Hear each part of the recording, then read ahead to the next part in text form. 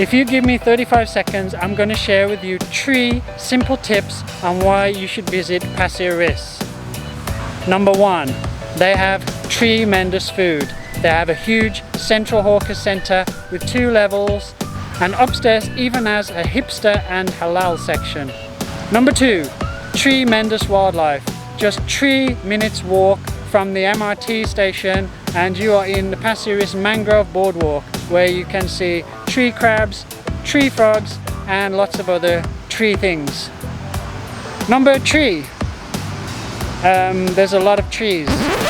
I'm sorry guys about that corny intro, but I've been watching a lot of YouTube videos and that guy has been really getting on my nerves, so I thought I could at least poke a bit of fun at him. So the itinerary for today is, right now it's around 3 o'clock.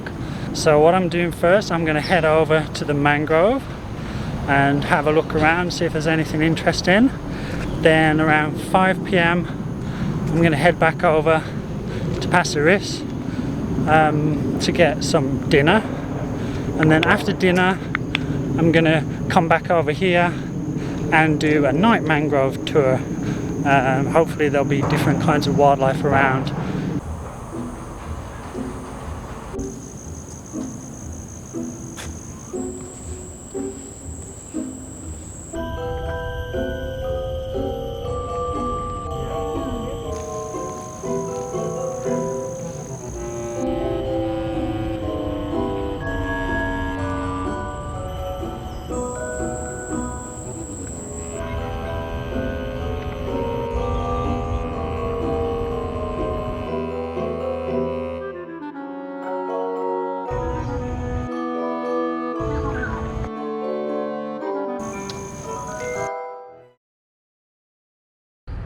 I've lived in Badak for more than 5 years and been to Pasir Ris Park many times, and I never even knew this place existed. It's actually a stables and you can go horse riding here. I only found out about this place about a month ago, and it's a pretty cool place, except for me, because I'm allergic to horses, believe it or not. This is my kind of horse. It's the only kind that I can get close to without coming out with a rash and breathing problems.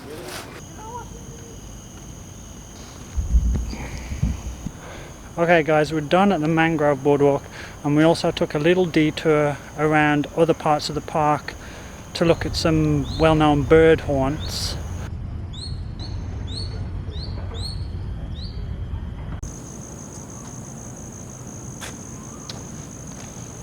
It's almost 5 o'clock, so I'm heading over to the hawker centre for dinner. Now the place I'm going to is called Wild Olives. It's quite well known in this part of Singapore.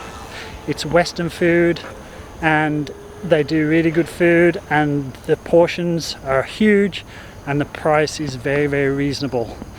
And the only problem is it's always super busy and you have to wait ages and ages, especially if you get there late.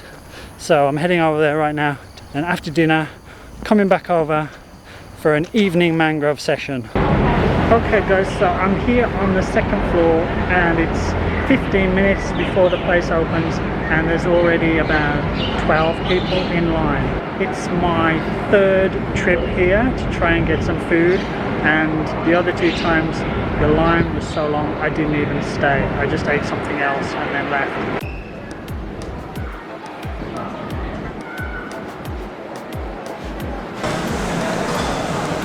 Wow, that was a long wait, and it's basically 1 hour and 20 minutes.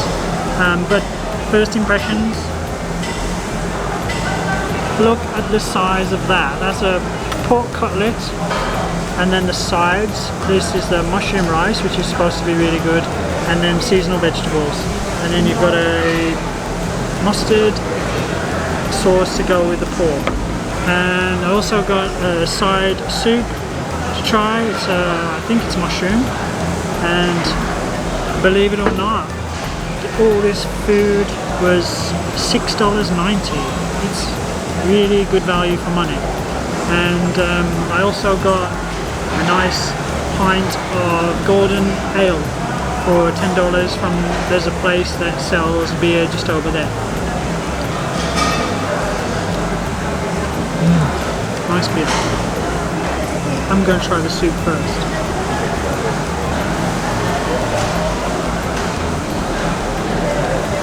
Mushroom soup. Very creamy, thick, flavorful, nice.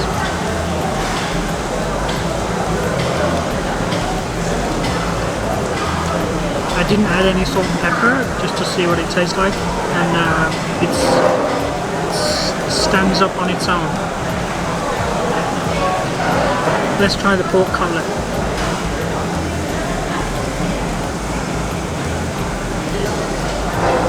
The pork is tender and juicy, and the batter or bread crumbs really good.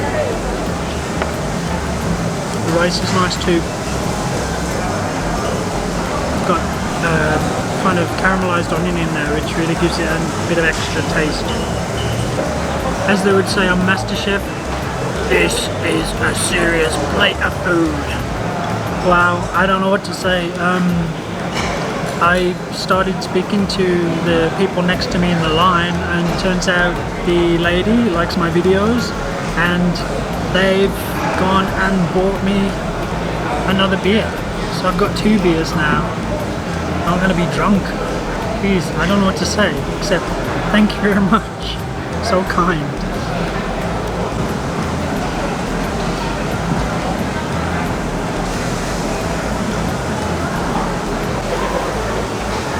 Okay guys, I just finished my meal at Wild Olives, and I have to say it was pretty good. The food was really nice, good quality, but there was far too much of it. I've eaten probably twice as much as I would normally eat.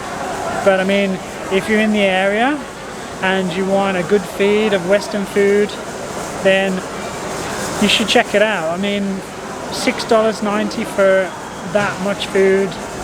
It's really, really cheap and good value and very tasty. And yeah, I just need to go and walk it off now because I'm so full. But the only thing I would say is be prepared for a wait. So I just finished in the Hawker Centre. I'm so full I can hardly walk. But now I'm heading back over towards the mangrove to see what it's like at night and see if I can see anything different from what we saw during the daytime. So let's go. We are entering the mangrove now, so it's gonna be dark apart from what you can see with my headlamp highlighting it. Wish me luck.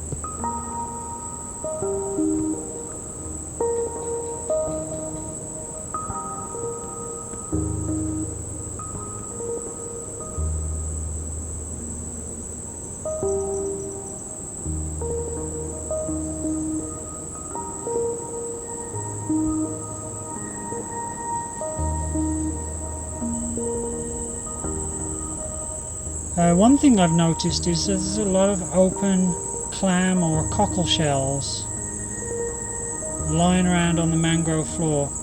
I'm kind of curious what's eating them. Maybe some of my more knowledgeable viewers can tell me, because I don't have a clue.